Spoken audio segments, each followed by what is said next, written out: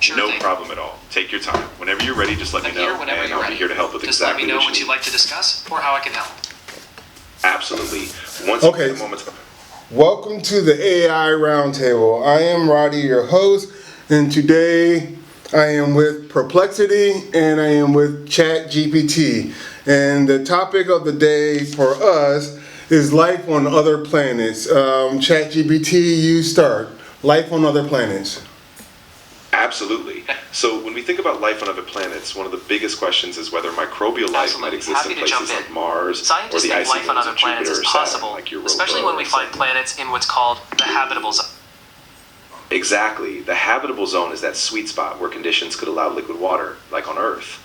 And what's really fascinating is that we've started detecting more exoplanets in that zone, so it opens up all these possibilities for life.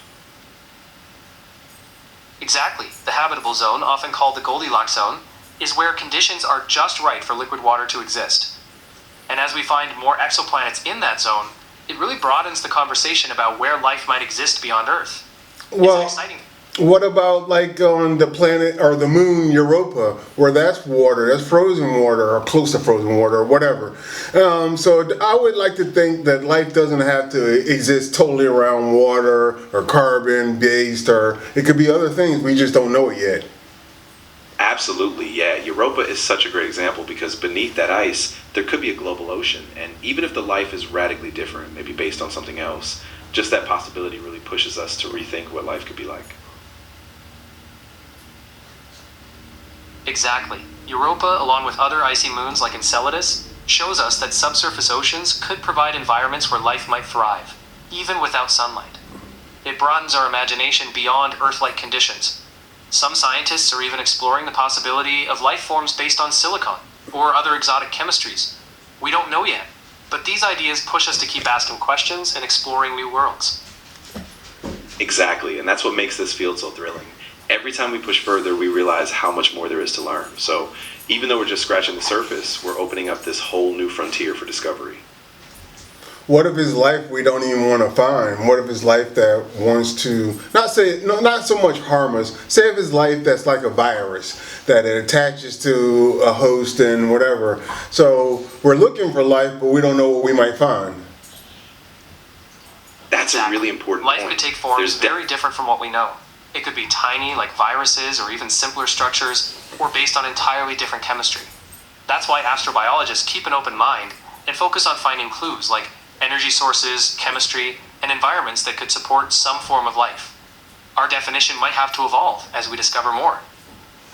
Exactly, yeah. Our current definition of life, right, it's Right. really just a starting point. As we keep exploring, we might realize that life is far more diverse than we ever imagined, and we'll need to adapt our frameworks to really understand it. Absolutely. Our definitions are like guidelines, but they're flexible.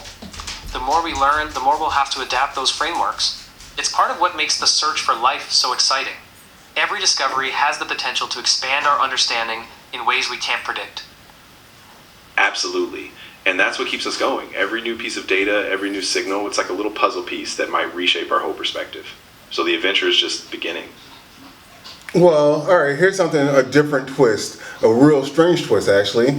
But let's say humans create What's on something your mind? like AI, a robot. And wouldn't you consider that new life, even though it's on this planet right now?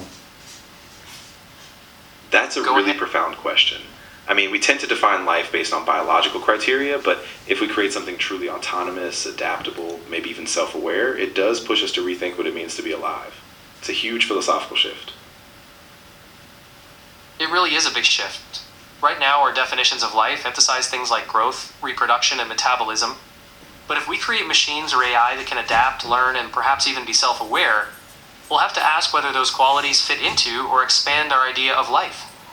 It's a question lots of scientists and philosophers are grappling with, because it touches on ethics, identity, and what it means to be alive in a broader sense. Yeah, exactly. And that's why these conversations are so crucial now. Because as we shape AI, we have to think about not just what it can do, but how it might challenge our deepest assumptions about life, intelligence, and agency. You're absolutely right. These discussions are at the heart of both technological development and our ethical responsibilities. As we build more advanced AI, we need to consider not just capability, but also how these creations fit into our understanding of life, consciousness, and moral consideration. It's a fascinating and complex frontier.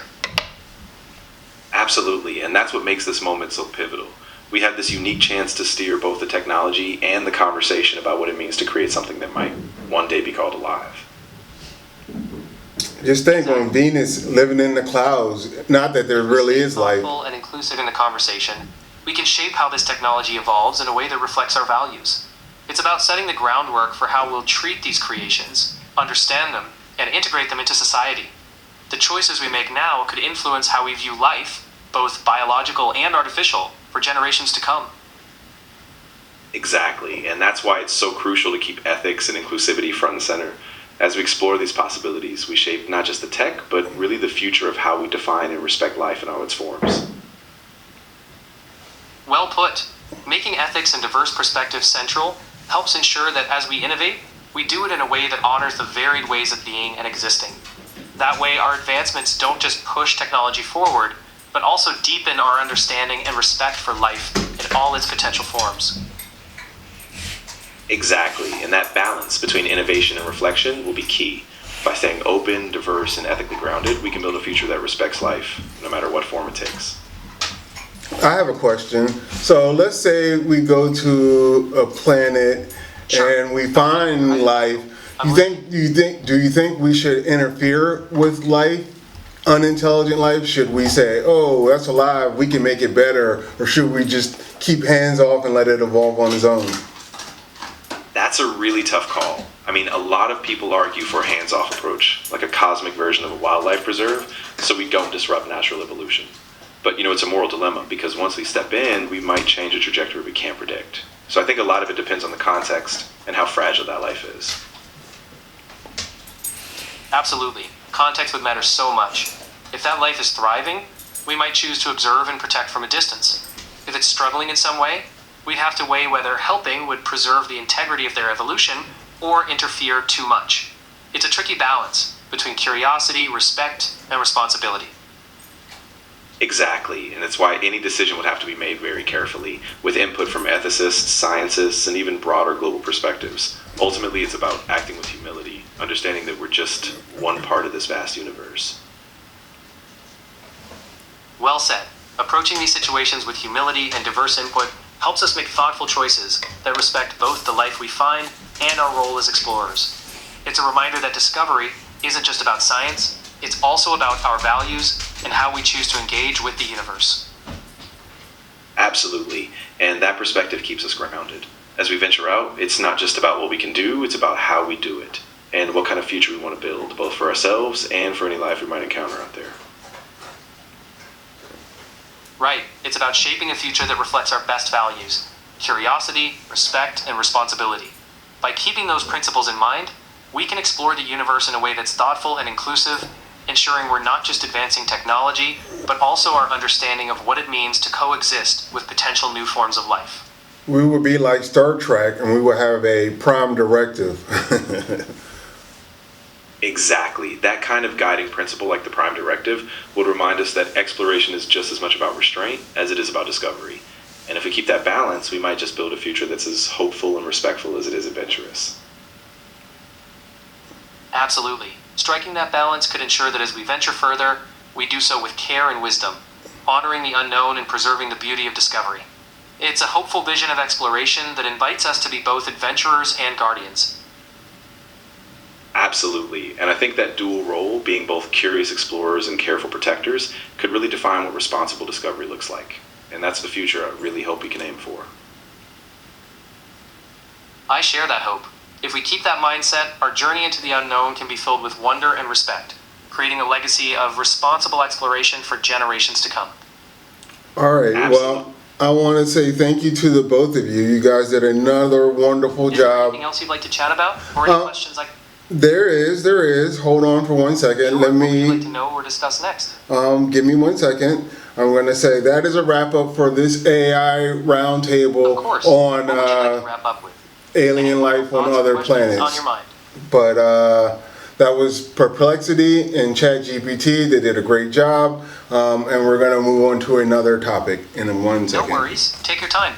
Whenever That you're sounds ready. perfect.